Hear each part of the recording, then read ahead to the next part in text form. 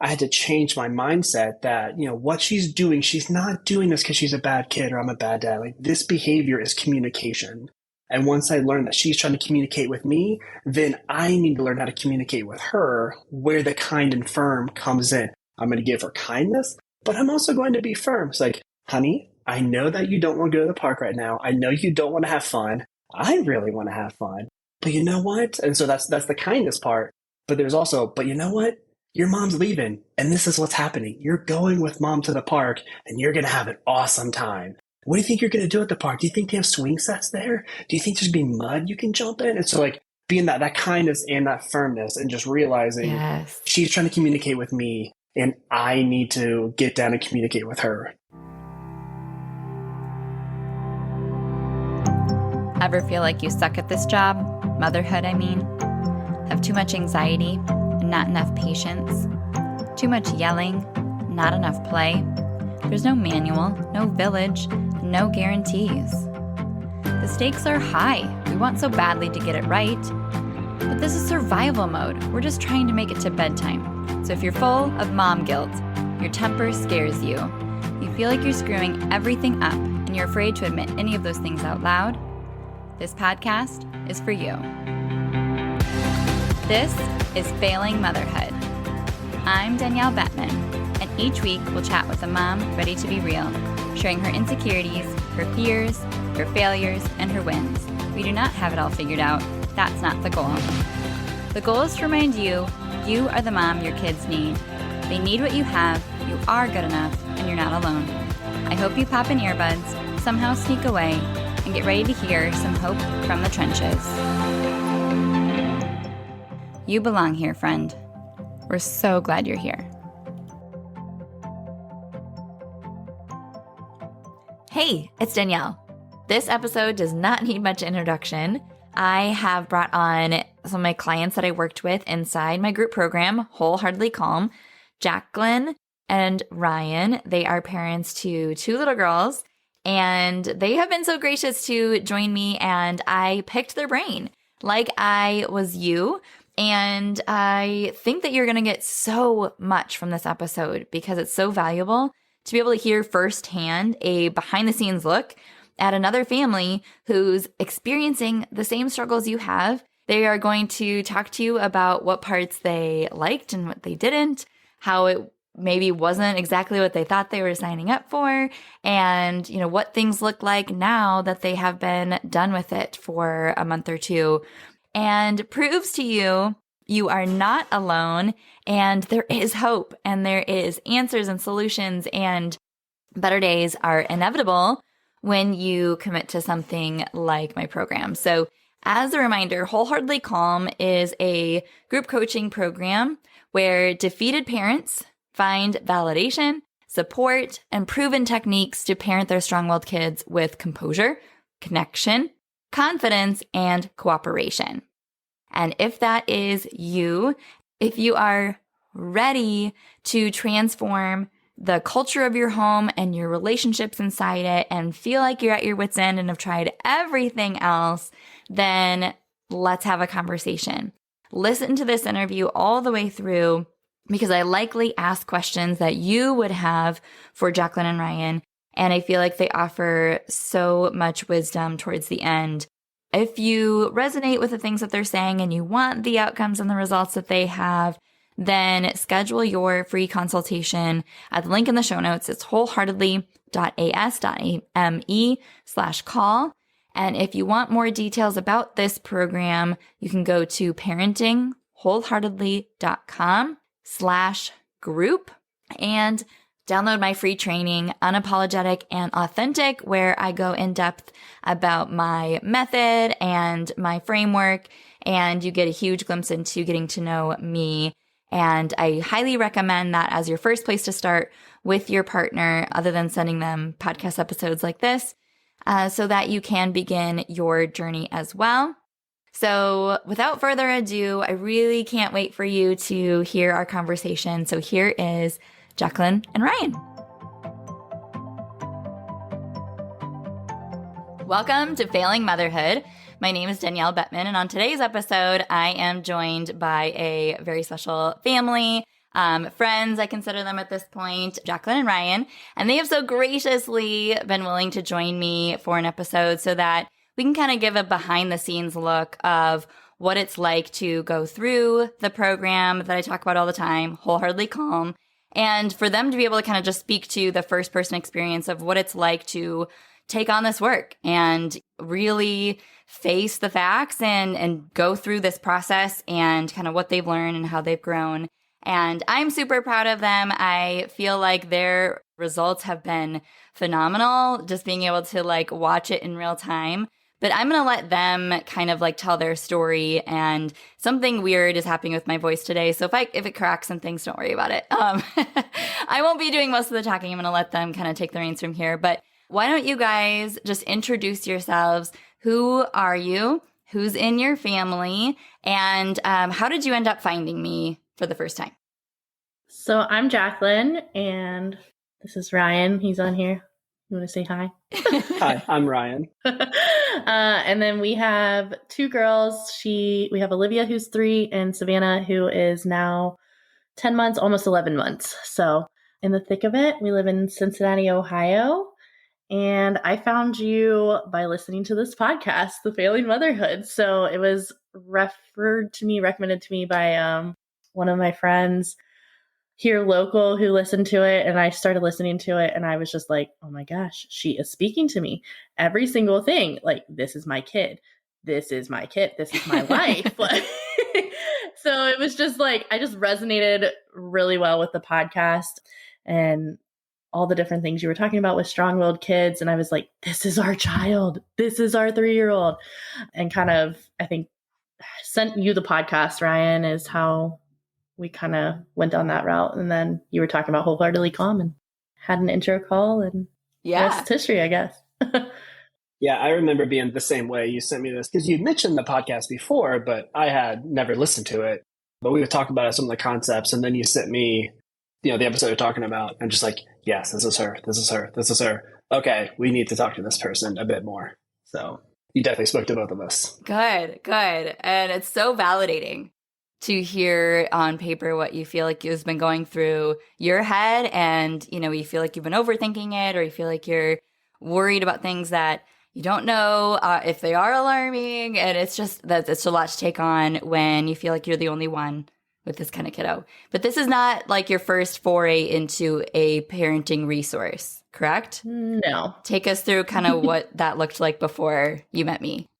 Well, I was an elementary teacher prior to my first child. So I left when I was pregnant with her. She was born March 2020, COVID, major COVID pandemic baby. So that kind of changed my trajectory. I left teaching, was going to take a year off, and then ended up staying at home with her full time, and then now still do that. So I had in my mind the skills of being a great parent and knowing how to, manage a classroom of 25 kids, and thought I was golden. And then I was like, oh, no, this is a little different when it's your own kid and it's just one and it's 24/7 and I'm tired and exhausted and I'm not sleeping. It's very different. Because when I was a teacher, I didn't have kids. So I went and I taught my 8 hours. I did my work and I left, and that was it. But no, it's totally different when it's 24/7. So I kind of was researching on Instagram and following different accounts, parenting books, you name it. There's probably some on that shelf back there behind me. And trying to kind of find some solution, some correct answer. I wanted this is it. This is how you do it. And there was no one size fits all prescription. So then I think I was blending in a whole bunch of different modules and different techniques from different things. And it was not consistent at all for her, which probably was further exacerbating because one day I'd try this and the next day I would try this. And then I would tell Ryan, hey, we got to do this. We got to do that. And you're just kind of in the back seat, what is she doing? I don't know. And I was changing it up. So it was more me finding stuff and then trying to send to him. And so we never really on the same page, I don't think, about stuff.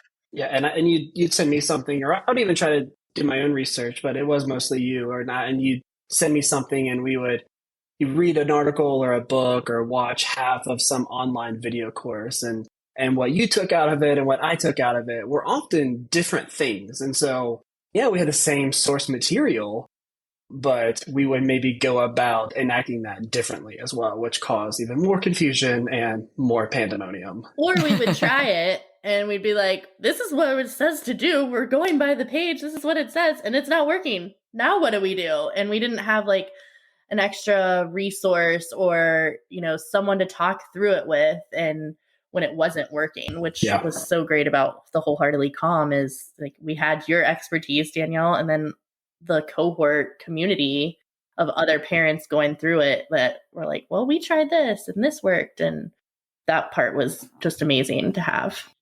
And thinking on that even further is that, we would be like following, it's like, oh, the book said to do it this way. We have to do it exactly like this. But my parent instinct tells me, or this situation that I'm in, I don't think I need to, figuratively throw the book at my kid right now. This doesn't feel right. And like what Jaclyn said is being able to, go through whatever happened, but then at the Friday meeting, kind of process it with other parents, be like, hey, here's what happened. And we were real about a lot of stuff. Like, has anyone else encountered of, hey, maybe, okay, the book says one thing, but then maybe I shouldn't have done that. Or like, okay, I decided to not do that.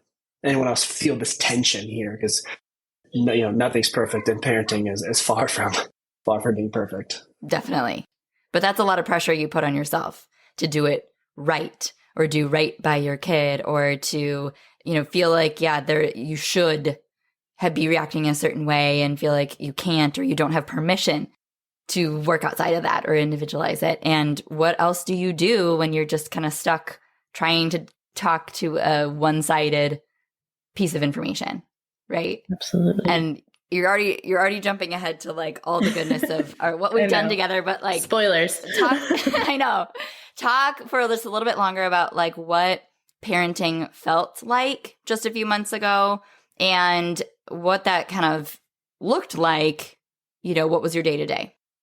It looked like chaos. I work from home, and so it's all four of us here together, and I'm in my office, and then I could hear yelling from somebody, and then it's like, okay, I got to finish this meeting and run downstairs and see what's going on, and someone's in tears. Sometimes it's Jaclyn, sometimes it's one or more of the kids, and then so it was just kind of like we were constantly. I think the point is like we were constantly reacting to something. Is there would be a behavior would happen.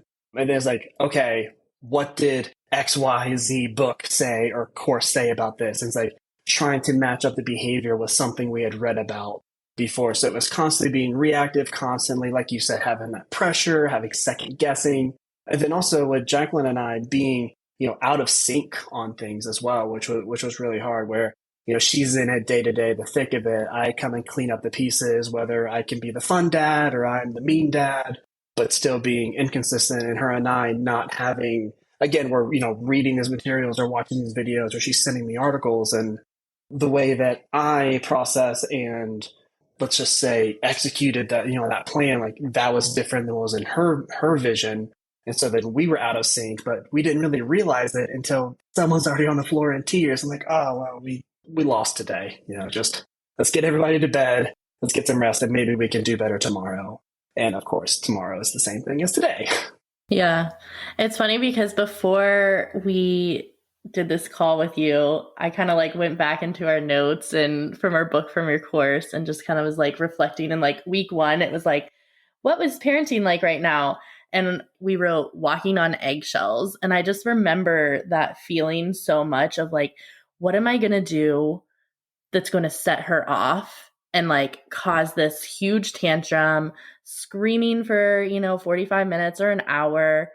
And then it's like, we're just like desperate to get it to stop. And it's just like, was so, I don't know. There was just like this sense of intensity all the ways around the house and just kind of, I feel like nobody could ever fully relax and calm. It was just okay, I know we have to leave the house to go to the grocery store. I know she doesn't ever want to leave the house. And like whenever we do these big transitions, like leaving the house, that's when we are fighting about putting shoes on or getting dressed and brushing your teeth. It was just like the day-to-day stuff of just like, we have to go somewhere and it's going to be an hour-long fight and ordeal to get out of the house. And then it kind of was making me just like, I don't want to go. I don't want to do anything. And I'm like, but I don't want to go back to this life of not going anywhere or do anything. We can finally, like, post-COVID world, kind of go back and do stuff. And then I'm like, oh, I don't want to do it because I don't want to take her out anywhere or leave and deal with the fight. Yeah. So it was kind of like, that was then affecting me mentally of like, I need to get out of the house for my mental health and my sanity. Being a stay-at-home mom, I'm just like, I have to go and get out at least once a day is like my goal is to try and get out. Some days we don't, but some days I'm like, I need to get out for me. But it was becoming, I couldn't even do that for what I needed because I was so afraid of the chaos. Rocking the boat. Rocking the boat. And yeah, and it was bedtimes, it was brushing teeth, it was dinner time. I mean, you name it. Snack time, gave her the wrong snack. I mean, whatever, you name it. It was very much walking on eggshells. Almost sounds like you were held hostage in your own home. Yeah. Kind of. Yeah. It felt that way. She was starting to run the show. And then I'm like, okay, I think when we first actually came to you, she wasn't even 3 yet. Mm-hmm. I think she was going to be 3 in like a month or two. And I'm like, she's almost 3. This is just going to get worse. If we don't get this under control now, this is going to get worse. And she's starting preschool next year. How are we going to get her to preschool? Like, so that was like my mind of, we've got to do something now before we're like, what do we do? What do we do? And it just gets worse and worse. So, yeah, I think for that, like, it was said great that, she kind of ran the show. And I know for me, definitely as a guy and as a parent of like, my house is being ran by this little kid, and like my ego and my pride definitely, got in the way. And then, then I would get angry, about it. And so thinking like, okay, am I being a bad dad? Am I just letting this little kid who's just a fraction of my size walk all over me? How can I allow this? And I think, we'll get to the course of like changing my mindset on, these behaviors. I'm not a bad dad. She's not a bad kid. But I think before then, it was definitely a lot of ego, especially for me, in it as well. Well, and that's important to even acknowledge or have become aware of, because I don't know that a lot of listeners would even know that that's what's happening in their home right now. Or if we were to have talked like 5 months ago, could you have even named that as a problem? That's a great question. I don't think I would have. I think it would have just been, this is how things are. It's like when you're in it, you don't really realize what's going on until you can look back and like, oh, wow, that is how things were. That is how I was reacting or how I was thinking. And just definitely, hindsight is always 2020. For sure.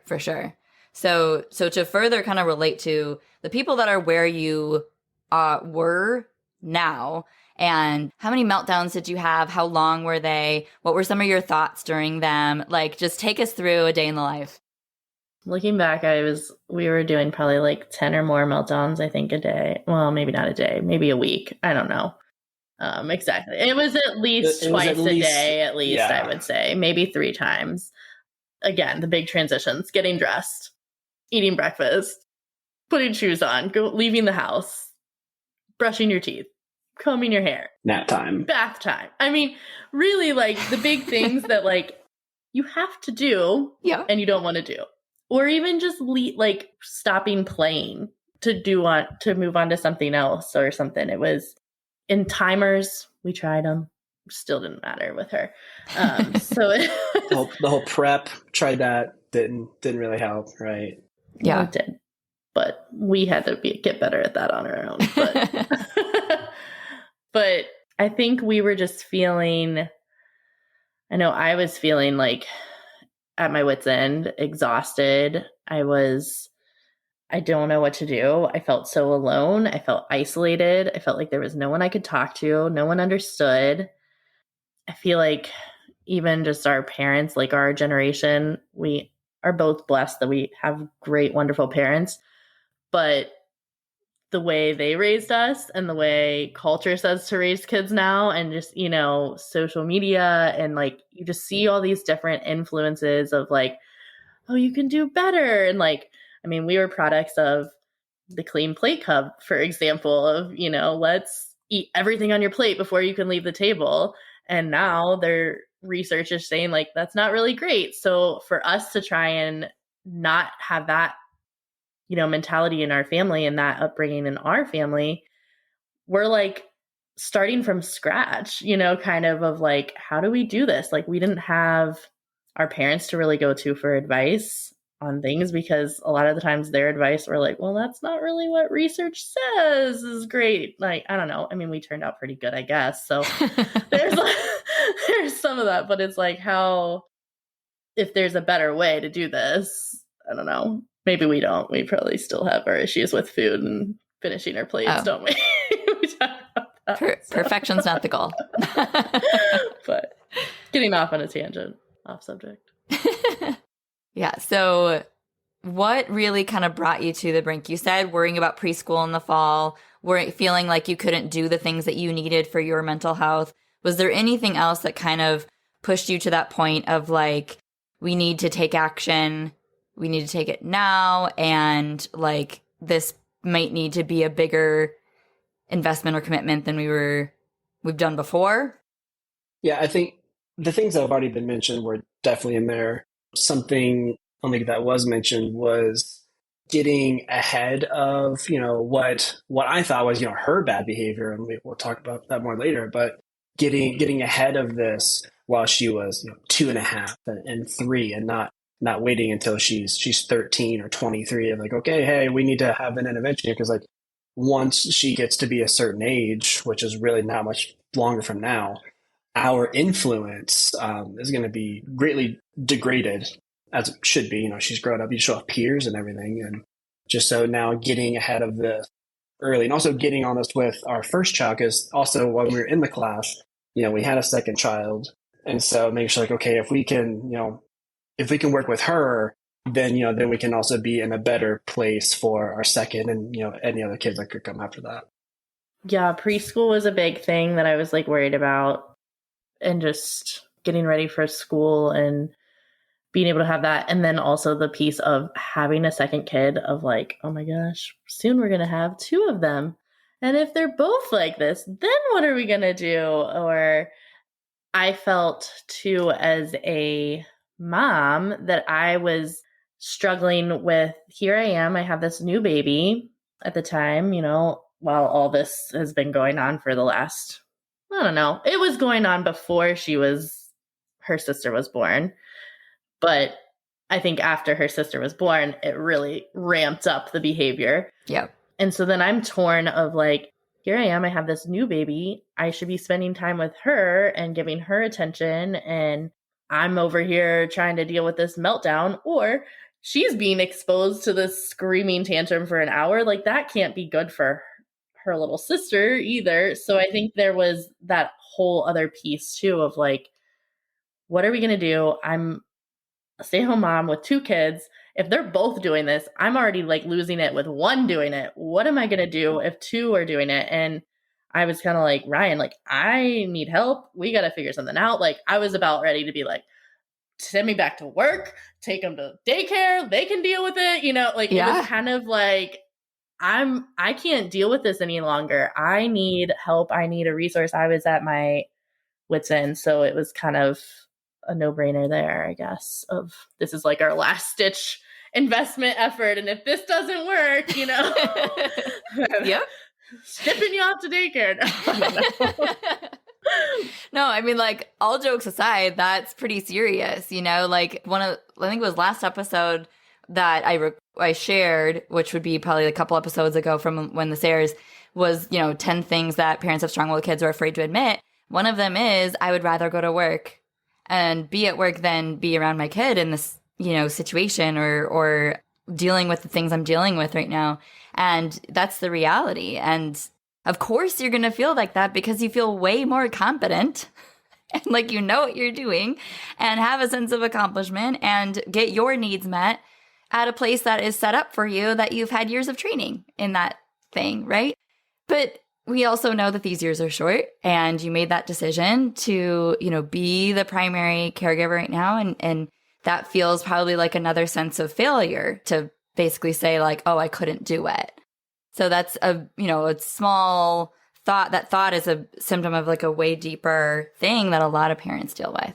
So I'm glad that you mentioned that, even though it's like, yeah, we hate to say that, but that's what kind of brings you to that place. Yeah. And then I would feel guilty for feeling that, of like, here I am, we're blessed enough that I can stay home, and I don't want to stay home because I don't want to deal with it. Like, yeah. So then you feel the guilt for even those feelings, and it's just snowball effects, which probably then I translate and realize I'm holding on to that, and then I'm taking that into my parenting and conversations with her and my reactions with her, instead of, it's really not all her, it's a lot of me. That's what we learned. Right. So you started listening to the podcast. How did you bring it up with Ryan, or bring him into the conversation? Because I get a lot of DMs from people about like, I haven't even, I'm interested. I haven't even told my husband about it or brought it up, and I'm just afraid, they're not going to be open to it. And how did that go between the two of you? I think I just shared the podcast link with you in a text, and I was like, here, listen to this. And I think I just kept doing it, and eventually you listened.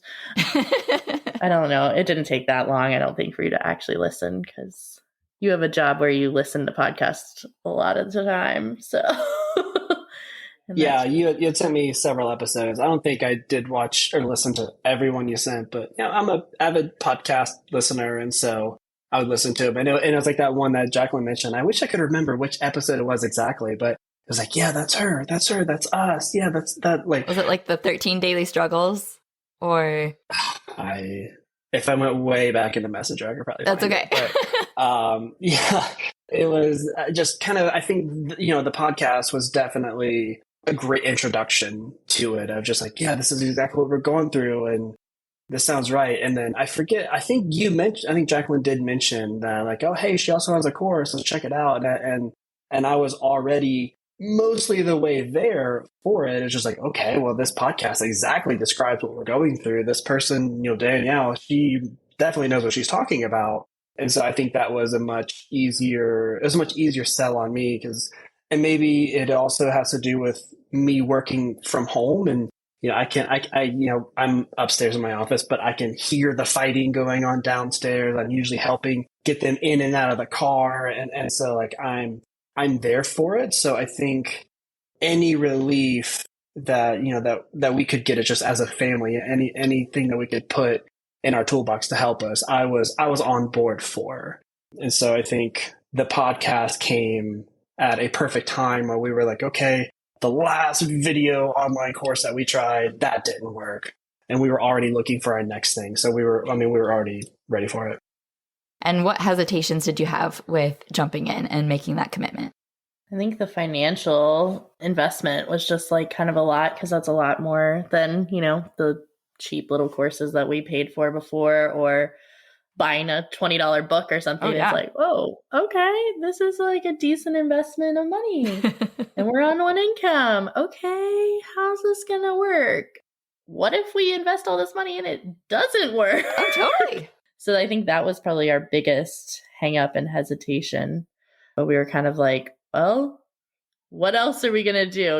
We could either make this investment now, or probably end up having to pay for therapy years down the road, or whatever, when she's a teenager or an adult, and we screw her up completely. So we better get the help now. Yeah, those were the conversations we were having. And that was really, for me, that was the only concern was the cost of the course.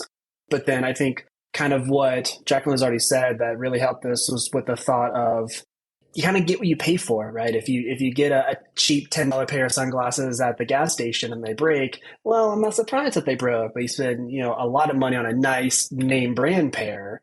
And it's like, okay, I expect these to last a while. I expect these to do what they're supposed to do, and, hopefully hold up against more than just throwing them in a bag. And so it was kind of with that mentality of like, well, you know what else do we have to lose other than money? We can make more money. Time for us was kind of ticking of like, okay, well, we need to intervene with, how we were parenting and how we were approaching things. And so it's kind of with that we jumped into it. Yeah. And I'm so glad you did, because that's the hardest part of it all.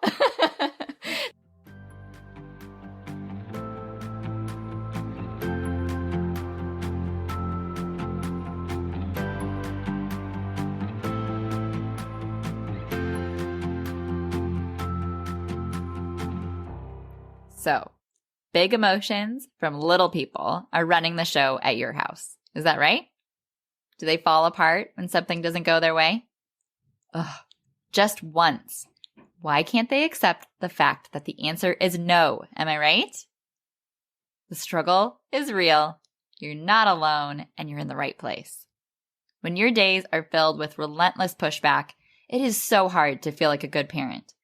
Especially when your in-laws aren't shy in sharing how they think your kids just need a good spanking. Every time you lose it when they lose it, you feel like a failure. The worst part is, without addressing the root of your child's behavior, you're doomed to play a fruitless game of whack-a-mole, reacting rather than preventing the next conflict. And next time, nothing's going to go differently. The good news is, when you have a handful of effective discipline tools in your pocket, you're able to step into full confidence as their parent, and parenting actually becomes a whole lot easier. I promise, you're not failing them. You just need more tools. So if you have a tiny human who's full of love and yet so difficult, if you can only be so nice for so long, if you've tried everything and still feel defeated on the daily, my free class, Authentic and Unapologetic, is for you. In this free training, I share 5 huge misconceptions in parenting strong-willed kids that inadvertently invite defiance, 4 mistaken goals they're using their behavior to meet, and what to do about it, how to let judgment roll off your back and truly feel like the parent your kids need, and why what you're currently doing just isn't working and isn't going to anytime soon. So go to parentingwholeheartedly.com/unapologetic to access this exclusive free training immediately. That's parentingwholeheartedly.com/unapologetic. The link will be in the show notes.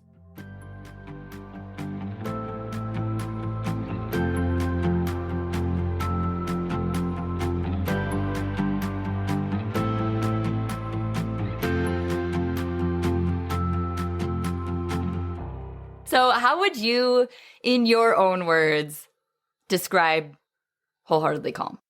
You think you're going to do a parenting course and learn how to fix your kid, but in reality, you learn how to be a better person yourself and work on your issues, and then you can work on everything as a family together and just kind of, I don't know, it's very like, you can reflect on things. You can take the time to really think through and be intentional with what you're teaching your kids, what you want as a family, like the family planning and just kind of the goals that you can set together as a family is like something that we never did. We never sat down and had like, okay, this is what we want our family to look like. I mean, we've probably had some conversations, but it really kind of forced us to do vision plan for our family and get on the same page as parents together. So we're not just, okay, I'm doing this, you're doing this.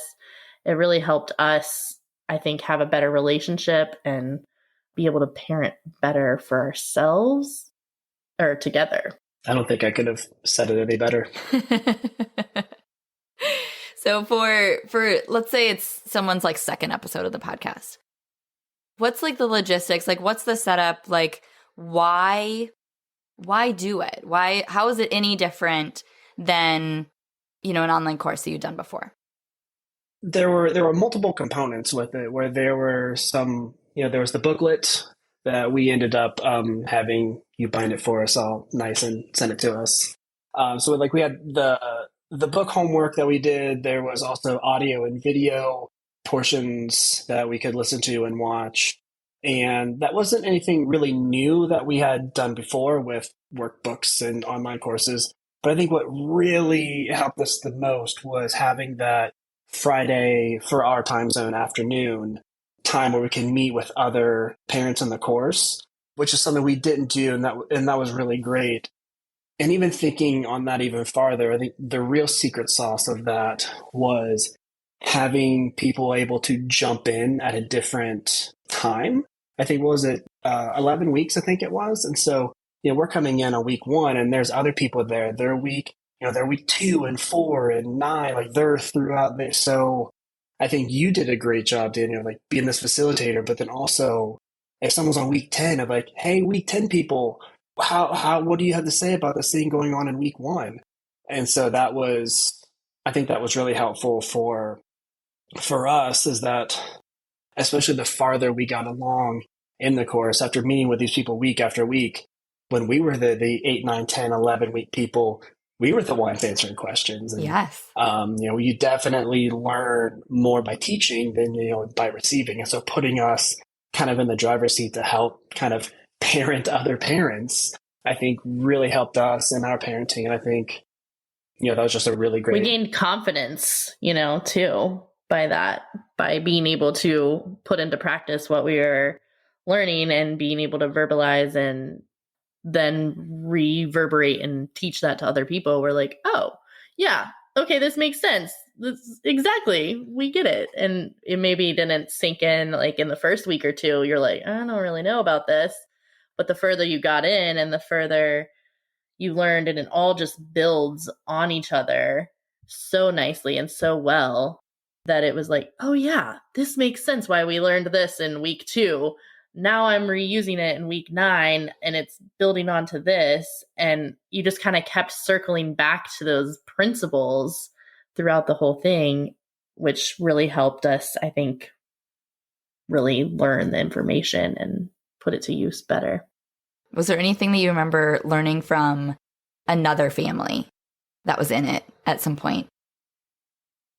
Think of a good example right now. Can you? Yeah, I can. I can definitely think of one. I'll try not to give too many details because what happens in the call stays in the call. But I remember there was another gentleman who was much like myself. Was very kind of monotone, very relaxed, very cool under pressure, and I think you all know who I'm talking about. And so there was something we were talking about, or talking about meeting your child's energy. Right. Our child, she is just 100% all the time. And I love it. She brings so much joy and energy to the house. It's awesome. But it's also draining for someone who is more of an introvert like me. And so she's yelling and screaming. There's something happened. Right. And so here I am. Okay, honey, you need to calm down. Let's take a breath. Like that is doing nothing for her. And I remember this other parent, and he would do the same thing to his child. And there's like, I remember that I needed to meet their energy. And so that really stuck out with me, of just me being calm and relaxed doesn't work. And so now I'm, when I need to be high energy, I'm the silly dad, I'm the fun dad. I have, the tickle claw and I'm doing silly voices and I'm just kind of chasing her around. And so she can scream and cry all she wants until I pick her up over my head and start running through the house, screaming as loud as she is, making silly noises. That most of the time, we'll turn things around immediately, where if I'm just being the silly, wacky person, that can kind of like, if I meet her energy, then I can then bring her down back to earth, let's say. So I remember that. And I really appreciate that person, mentioning that, me being, like week 2 and they're, ahead of us. That was really nice to hear. Yeah. And I think it's so valuable to be able to learn from other parents that are in it with you, as committed to the process as you, with kids that have the same personality yours do, and not only feel normal and like you can be honest, but like also get even better opportunities to learn, that you can take notes on a question you didn't even think to ask yet, or be able to gain little nuggets of perspective or mantras or hacks that not even I'm sharing at all, topically through the content, but just come up naturally by talking about bedtimes and talking, comparing thoughts on meal times. And you're just like a sponge for like the first, 3/4 of the process. And then that's when you kind of start to put it all together, and others are calling on you for the same thing. And I really feel like the best way to learn is by teaching. And I think there was a couple times where people were looking to you, Ryan, and being like, oh, wow, you're so wise. And I'm sure you were like, it's been 8 weeks. Yeah, I don't know if I would call myself wise, but I appreciate other people feeling that way. So what other changes did you see? Like, and that's where we can kind of dive into, how did your thoughts start to change? What changes did you see in yourself or your relationship or your parenting or, your daughter? Yeah, I think with that, the changes that we were seeing is, if I can maybe give away a little bit of the secret, is like week 1 is, take care of yourself, right? It's just like, I think the example that was used, if you're on an airplane and say it loses pressure, what do they tell you to do? Put on your mask first and then assist those around you if they need it. And I think that's something that we had never heard before. And this is week 1. And we're like, all right, we got 10 more weeks of this. Let's go. And so that's something we had never heard before. Like if you are not in the right place, the right mindset, you're stressed about work or finances or, whatever it could be, giving yourself time. It's like if you need to take a walk or read a book or go take a yoga class or something, like take time for yourself first. Because if you're so stressed and just so go all the time, you can't be a good parent. And I think that was, we're week 1, 3 days into it, and just kind of reading that and hearing it, like, okay. I think from there on, I immediately just need to learn to change my mindset. And it was definitely a journey, but it started there with that, take care of yourself first. Yeah. And I think for me, it was kind of like going from the teaching perspective, classroom perspective of kids. I was kind of in this, as a teacher, you have 8 hours a day. You got to get this, and this done. You got to do all this really, really quick. And so I was even like in that mindset kind of, okay, now we're going to do this. Now we're going to do this. And now we're going to do this. And like, just kind of blowing through with different activities or whatever. And like, not really just pausing to be silly and like, I don't have time for this tantrum, or whatever. I don't have time to be silly with you. Like, we've got dinner to cook even, like, just the next thing in our day. And I think this class and this course has really helped me to kind of like slow down, do that self-care piece like Ryan talked about. That was huge. Taking care of myself and my needs first, but then also taking the time to be silly with her and just make that special time with her. And the one-on-one time with her was a big part of the course too, of creating like that special time of just 10 to 15 minutes a day of just like, what do you need from me? And like, you have my full attention, and what do you want to do? And kind of giving her that time and attention that she needs, especially with having a new sibling and all that, of like, okay, yeah, I guess I do need to give you some of that time just by yourself. And then in return, I also need to give your sister some of that time by herself. And so kind of alternating back and forth with that. And I guess since the course, we've noticed a lot less tantrums, a lot less transition, like craziness. I mean, they still happen. We're going to be honest. They still happen. Be honest. They still happen. I mean, just yesterday, it was like time for quiet time and she was not having it. Yeah. Again today. But today we're doing this call. And so she gets, an iPad. So we don't have a screaming child in the background. Yep. But that's okay. It's part of parenting, right? Real life here. Yes. So they still happen occasionally. But we can leave the house now. I would say that's been probably the biggest thing. Like, we don't ever really have issues leaving the house anymore. Oh, hallelujah. The prepping that you teach in the course has like been huge game changer. And maybe part of it's just that she's also getting older and understanding time and days of the weeks a little bit better. So we can be like, okay, today is Thursday. On Thursday, we go to church and mom volunteers and you go to kids club and like whatever. And then on Fridays, we do swim lessons and like whatever day it is, she's kind of got that calendar down. She will ask every morning, okay, what day is it today? Okay, today is Monday. What do we do on Mondays, Mom? Like, and that's just kind of become our thing. And so now in the mornings, it's like, okay, well, this is what we have today. Today we're going to park with friends. Then we're going to, go to the grocery store. And then we're going to come home. And that has been just like, oh, okay, Mom, great. Like, I get it. So much of that front loading and prepping her of what our day is going to look like, I didn't really do that before. I feel like I had it all in my mind. I knew what we were going to do, but I wasn't verbalizing that to her at the beginning of the day. I was like, she'll just do whatever I tell her to do next, right? And like, no, that's not how it worked. So I think the front loading and the prep has been a huge game changer.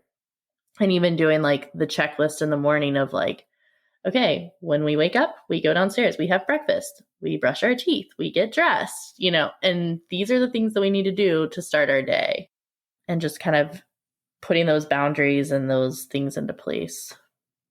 And kind and firm. That was always our advice for everything, right, Ryan? Kind and firm.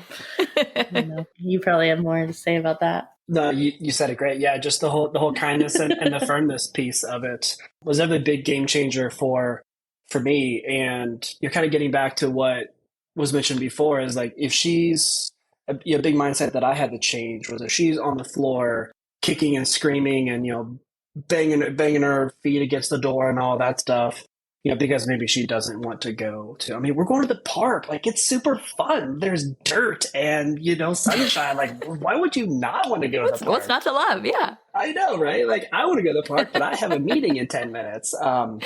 But it's like, but when these times would happen, I would think, okay, I'm a bad dad. She's a bad kid. And I had to change my mindset. I'll get to that kind and firm. I had to change my mindset that, what she's doing, she's not doing this because she's a bad kid or I'm a bad dad. Like, this behavior is communication. And once I learned that she's trying to communicate with me, then I need to learn how to communicate with her, where the kind and firm comes in. I'm going to give her kindness, but I'm also going to be firm. It's like, honey, I know that you don't want to go to the park right now. I know you don't want to have fun. I really want to have fun. But you know what? And so that's the kindness part. But there's also, but you know what? Your mom's leaving, and this is what's happening. You're going with mom to the park, and you're going to have an awesome time. What do you think you're going to do at the park? Do you think they have swing sets there? Do you think there's going to be mud you can jump in? And so like being that kindness and that firmness and just realizing she's trying to communicate with me, and I need to get down and communicate with her. Before the class, you asked earlier, and I didn't want to give it away yet, I thought the class would be, okay, here's how I'm going to change her behavior. By the end of the class, it was, how can I change my behavior? And changing my behavior had the downstream effect of changing her behavior. Yeah. Are you like permissive parents now? Like, she still just gets to do whatever she wants. And, you just had to be told that you have to fix yourself because you're bad parents. Like, like where's that line? Like, how did you treat your ego that was so loud before about like, oh, I can only know I'm a good parent if I have control?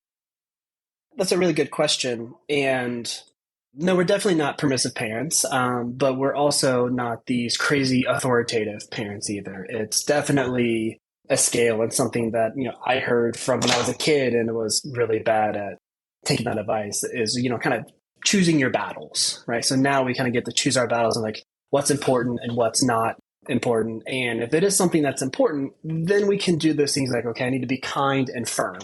You can't go run in the street, right? That's definitely a no-go. Your mom needs to leave to go to the store. Okay, it's quiet time.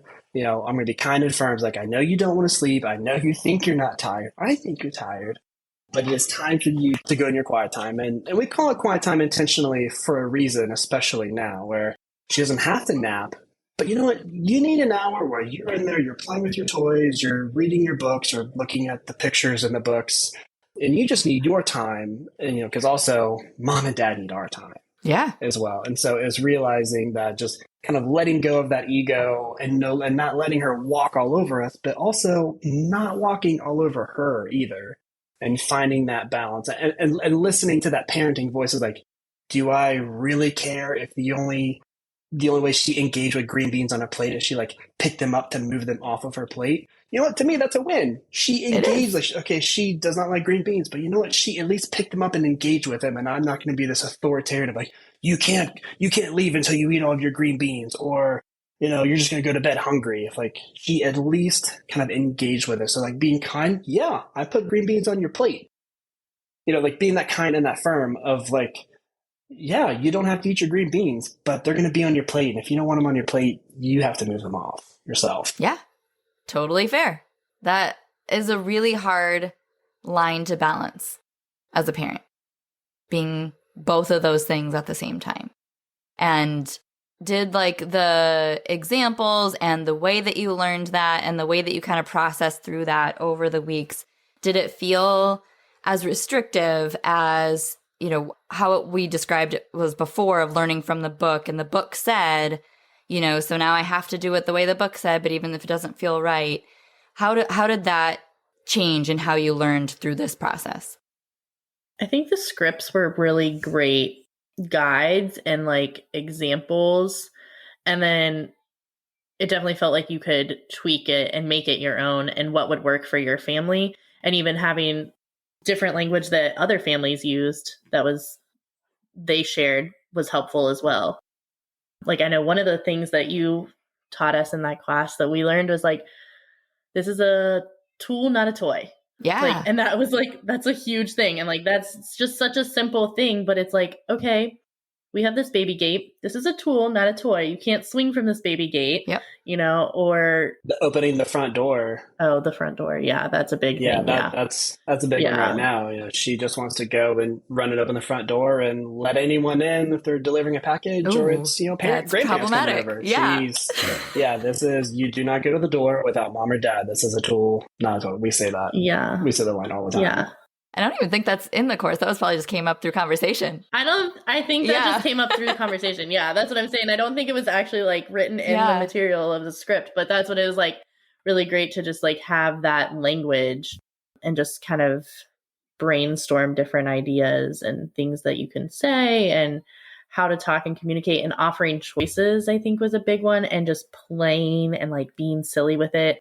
I know one of the things that was in there that I like to use now is turning her shoes into, an animal, like, let's put them on your feet or something. And like making objects, what did you call it? You had a name for it, anamorphosis? Yeah, it's basically just impersonating inanimate objects. Yeah. Yeah. And it was like, and doing that now, it's like, it's a game changer, just being fun and silly with that. Or saying, do you want to wear the pink pants or the blue pants today? You got to wear pants. Which ones do you want to wear? Or just simple stuff like that of trying to give her more choice. And I know another big one is when we can like play and let her be in charge and let her take over. And like, she loves Bluey. Of course. So she'll be like heavy, or, or Frozen is another big thing. She'll freeze us and we just freeze. And like, so when we have the time to like do those things with her and let her, heavy us or freeze us and then unfreeze, like she just thinks it's the best thing in the world and so funny. And so then when it's the time for us to do that kind of stuff and take responsibility and be in charge, I think she's a little bit more willing and able, because she's like, okay, they listen to me. Now I can listen to them, kind of ththing. Yeah. It's more reciprocal. Yeah. It's more mutual. Yeah. Like there's respect on both sides. Yeah. And something else kind of related that stood out to me in the class is all the scripts were great, but I also really appreciated the times. This was usually during the audio portions. He said, all right, put yourself in your child's brain. I'm going to say some things to you. And the one that really sticks out to me, because I was guilty of this, like, pick up your toys or I'm going to throw them away. As an adult saying that to kids, I'm like, I didn't think anything of it, but they're like, oh, how would I feel if I'm 2 or 3? What if my dad came in here and said, pick up all your tools or I'm going to throw them away? I'd be like, oh, that feels icky. I don't like that. And so being able to kind of change perspective and switch on that mindset, I realized, like, again, this is me changing my behavior. Like if I can change how I approach things. I definitely got better results removing that kind of language from what we were saying. Yeah. So how does parenting feel now? Because you've graduated for at least a month or so. So, like, are you fully back off the train? Like, is there anything that still sticks with you? Do you feel like it was worth it? Like, what is that like now? Oh, definitely worth it. It's definitely having the accountability, having everyone there. It is easier to stay on the train, as it were. I wouldn't say we've fallen completely off, but I know if we don't exercise that muscle, it does tend to fatigue easier.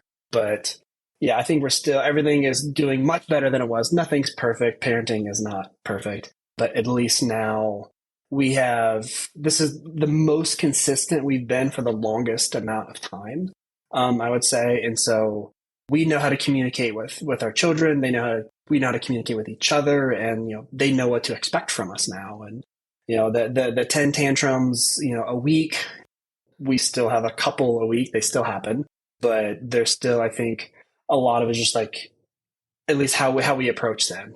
It's not the end of the world. Oh no, if she's crying, the day is ruined. It's just like, okay, well, we're gonna get through this, and you know what? In 20 minutes, we're still gonna go to the park. Yeah. That feels totally different. I think there's been a few moments here more recently. It's kind of fitting that, you reached out, and I was like, oh yeah, we should probably get back into our Wholeheartedly CALM material again, because what's great about it is that we have the stuff and we can re-listen to it whenever we want. So when I need a refresher, I need that reminder to go back and listen to it. But overall, I will say it's been much better. I think not only just with, like Ryan said, the lack of, or the less tantrums and, intense moments, but just, I think the house has been more calm. I think there's been more fun that we have. I think Ryan and I are even communicating better. Like, it's not only helped us parent better, but it's helped us communicate better. I know, like, in one of the calls that we shared in our group session, we copyrighted a new term for you. You wholeheartedly calmed me, right? So he's used it on me. We've used it for each other in like intense moments with us, like parenting or just like our relationship. Like, he can see like, oh, she's getting stressed. So like, I'm the strong-willed one. She gets the behavior from me for sure. And so he can now see like, oh, she's getting stressed. She's going up, up, up. I'm going to like meet her energy, or, at least, whereas before I feel like be kind and firm. You would just kind of be so even tone. And I'm like, how do you not see that this is a problem? And he would just be like, well, it's not. And I'm like, but it is. And so now he can kind of use that energy thing with me, like, oh, okay, I see this. And like use some of that same language of like, I see you're getting upset. How can we solve this? How can I help you? And like, you've said that to me a few times, and it's like been a game changer of my mood and like what probably would have happened or led to like an argument or a fight between us or something. Then it's like, oh, okay, he is listening to me, and this is helpful. So it's like not only just helped us with our kids, but it's helped us with each other. And hopefully our kids will see that too, of how to, interact and have a relationship and problem solve. And they'll be able to use it between each other as siblings and, in future friendships, relationships, whatever they have, and going forward. So, yeah. And now you can tell why it works, because, if that's how you feel when someone does it for you. Exactly. You're like, oh yeah, like I just really want to feel heard and understood. This is nice. Yes. Yes, exactly. Oh, so good. What would you say to families or what would you say to yourselves if you could go back and, talk to yourself back in January? What do you feel is like the takeaways, or like the things, like what do listeners really need to hear from you? Say, just do it.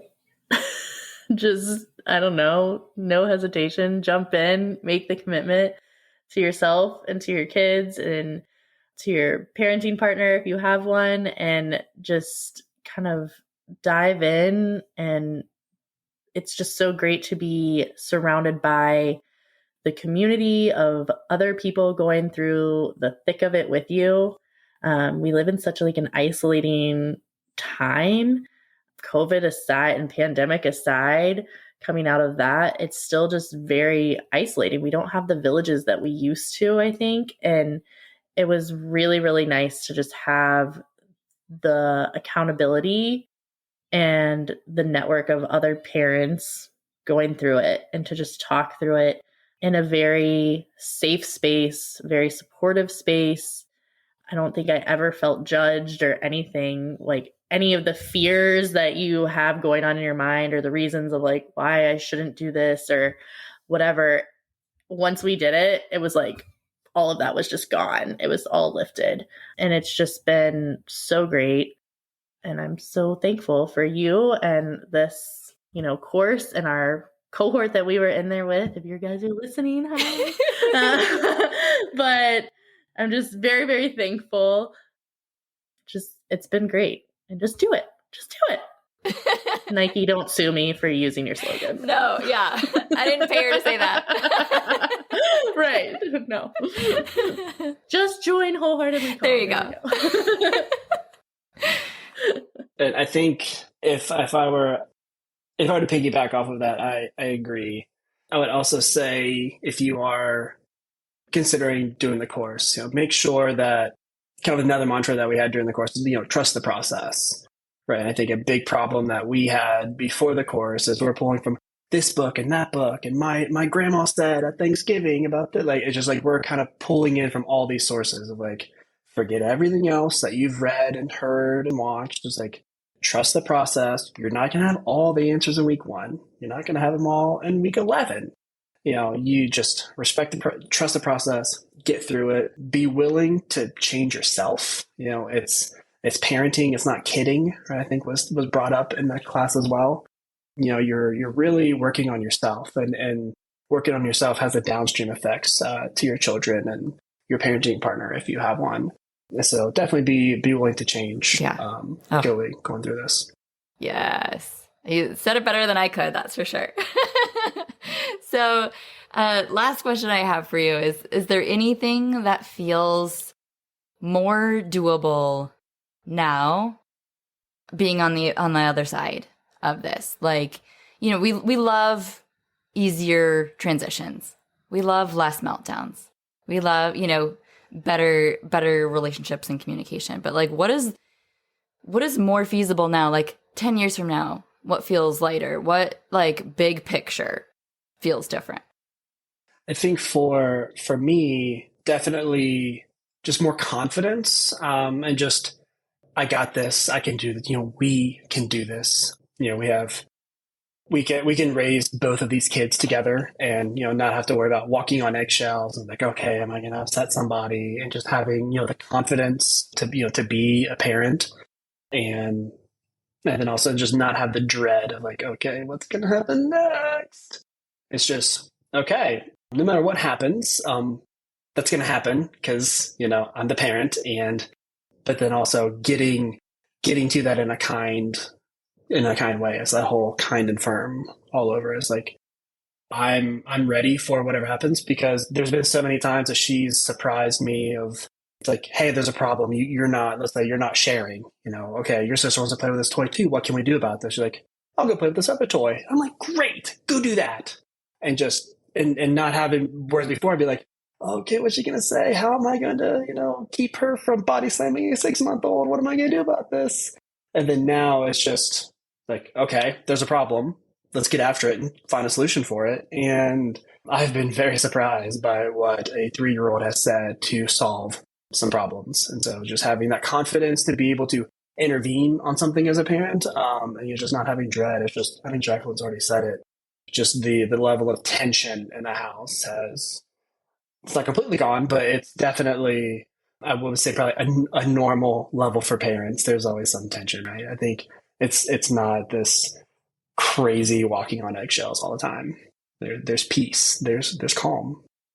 I think for me, I am most excited about our relationships with our kids. And I mean, we have really good relationships with both of our parents now as adults. And I want that for our kids. I want them to see us as friends. And, 20 years from now, they still want to come over to our house for Sunday night dinners or whatever it is. Yes. And so I think that starts now. That relationship piece, that feeling safe, feeling comfortable, or even just 10 years from now when she's going to be 13. What? Teenager? I'm not ready for that. But I want her to be able to feel comfortable to come to me and talk to me about anything, or Ryan about anything that, she's going through. And so having that bond, that safety, that support, and just being able to illustrate that, like, now in this parenting of like, okay, my parents are here for me. They're my safe space. They are always going to have my best interest. They care about what I'm feeling. They want to know how I'm feeling. They want to help me solve my problems, and just kind of listening to her now, making her feel that she's valid and important and heard and listened. So that way, 10 years from now, she'll still feel that. That's my hope. So I think you had a podcast on that where it was like teacher, coach, friend, or something, the different stages. That was maybe in the course. It was even the course too. Yep. And I just like so resonated with that. Like, that's what I want. Like, I want to get to that end zone of I'm friends with my kid. And so doing all those different steps to get there. That's my goal. Yeah. Yeah. So do you have peace of mind that you're on the right trajectory? I think so. Yeah. Good. That's everything. Because we can weather a lot of ups and downs on a roller coaster of a day in and of itself if we have that trust that we're on their way, the way we want to be. And, on the opposite side, we could die by a, paper cut if it feels like it's just one more thing in the wrong direction and that we have no hope, for where we're going as a family. So I think that sums it up so much. And I'm so, so, so glad to have met you guys. I think you are phenomenal parents. You are truly, I think, an exception to the rule in being able to have that long-term vision so early on in your family's lives, because, you came in with your oldest was a 2-year-old, and that's not where everybody was at in the group. Usually there's some older siblings and things. So for you to have this toolkit now at your kids' ages is going to be such an asset going forward. And of course, you're going to have to keep going back to the basics. Of course, you're going to have to keep exercising that muscle before it fatigues. But you have the tools and you have each other. And I'm just so proud of you for taking on this commitment and for seeing it all the way through, and for being such amazing mentors to the other families that came behind you, and for being willing to share so openly and honestly with this platform. Again, I just thank you so much. It is such like the hugest compliment to me, of course. I promise you guys, I didn't pay them to say any of this. She didn't. It's all of their own accord. And I was like fangirling, like, we get to be on her podcast? Like, I've listened to this, I've listened to this for the last 6-8 months now. I don't know. Yeah. Whenever I found it. Full circle moment. Now I'm on it. I've never been on a podcast before. I was a little nervous. But thank you so much for having us. You did it. And just for your course and your wisdom. And it's so great. Well, thank you. We will end it there. Technology worked with us and for us, which we are thankful. And I hope you will keep listening, and we'll stay closely in touch. Sounds good. Bye. Thank you. Thank you. Bye.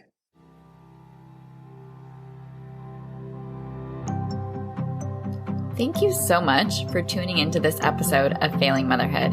Your kids are so lucky to have you. If you loved this episode, take a screenshot right now and share it in your Instagram stories and tag me. If you're loving the podcast, be sure that you've subscribed and leave a review so we can help more moms know that they are not alone if they feel like they're failing motherhood on a daily basis. And if you're ready to transform your relationship with your strong-willed child and invest in the support you need to make it happen, Schedule your free consultation using the link in the show notes. I can't wait to meet you. Thanks for coming on this journey with me. I believe in you, and I'm cheering you on.